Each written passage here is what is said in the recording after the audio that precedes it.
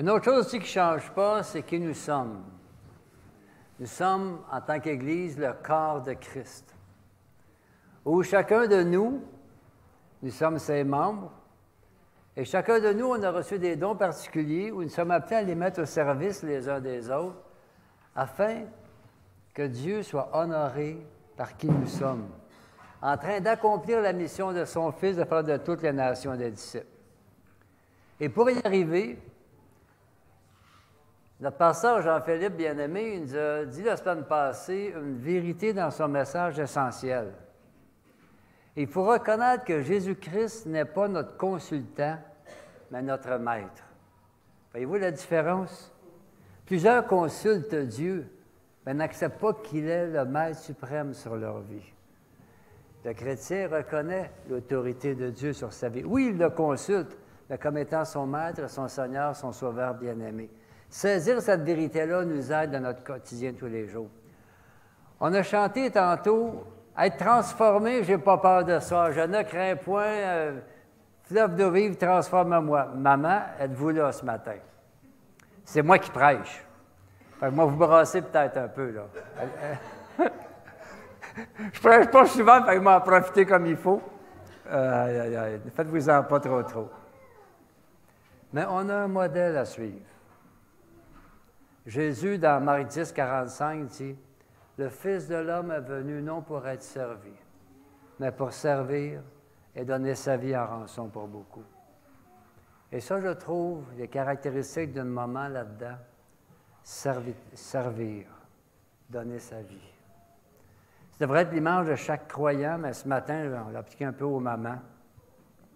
Ce sont de grandes qualités qu'on retrouve chez les mamans. Mais c'est gros comme demande. Et mon épouse me faisait reconnaître cette semaine à quel point aujourd'hui les exigences pour être maman sont tellement élevées que ça fait peur à bien des jeunes femmes de devenir mères.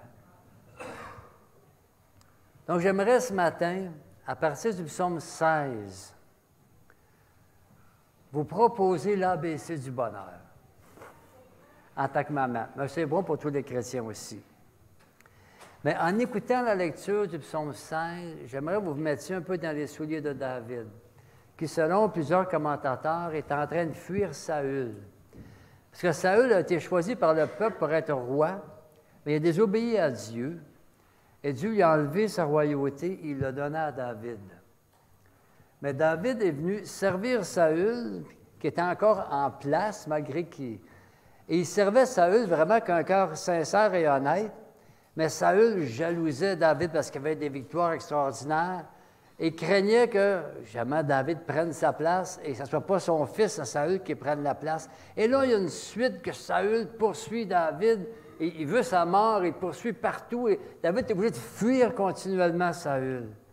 Pourtant, il était un serviteur fidèle. Donc, pensez à David, qui est en cavale, loin de chez lui, dans un environnement hostile, entouré d'idolâtres, craignant même pour sa vie. Comment pouvait-il être heureux dans un tel contexte? C'est le secret du psaume 16 pour vous, maman, pour vous aider avec vos situations difficiles. Donc, écoutez bien cet hymne de David, le psaume 16.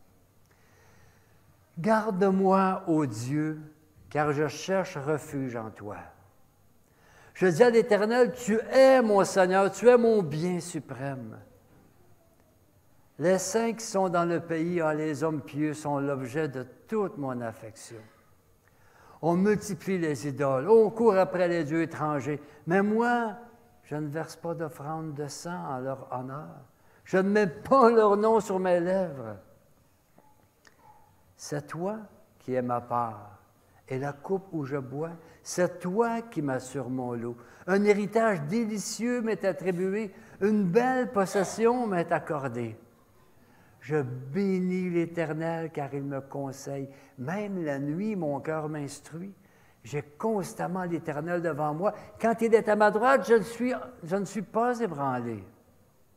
C'est pourquoi mon cœur est dans la joie et mon esprit dans l'allégresse. Même mon corps reposera en sécurité. car tu n'abandonneras pas mon âme au séjour des morts. Tu ne permettras pas que ton bien-aimé connaisse la décomposition. Tu me fais connaître les sentiers de la vie. Il y a d'abondantes joies dans ta présence, un bonheur éternel à ta droite. Pourquoi prêcher un tel psaume à la fête des mères? Mais maman, chacune de vous, vous vivez vos défis personnels. David vivait les siens. Il a su comment s'encourager dans ces temps difficiles qu'il vivait. Donc, mon but en prêchant ce psaume est de vous rappeler comment garder le moral dans un environnement difficile.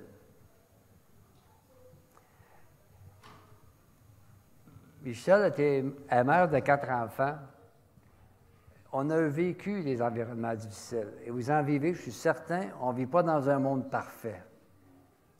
Et dans ce psaume, David nous enseigne des principes de base, l'ABC pour tout croyant qui fait face à des difficultés.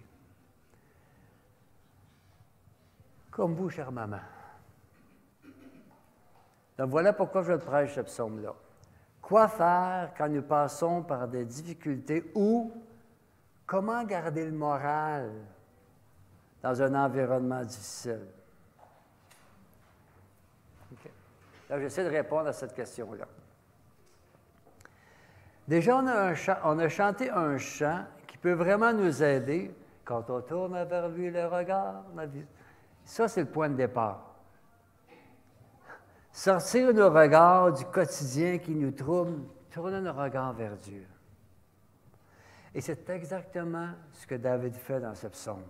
C'est exactement ce qu'il fait. Donc, regardons ces principes de base, l'ABC que David, du sein de son environnement difficile, a mis en pratique pour lui permettre d'être heureux au sein de sa difficulté.